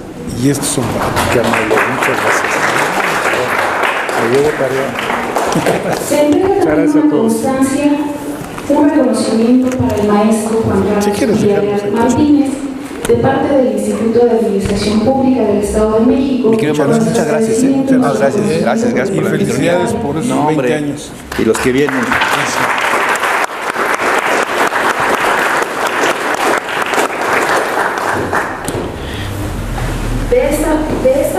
De esta forma, agradecemos la presencia de todos ustedes. Le reiteramos el compromiso del Instituto y de CEPLAN para la difusión de todos estos temas de actualidad y les agradecemos que nos acompañaran. Buenas tardes, hasta luego.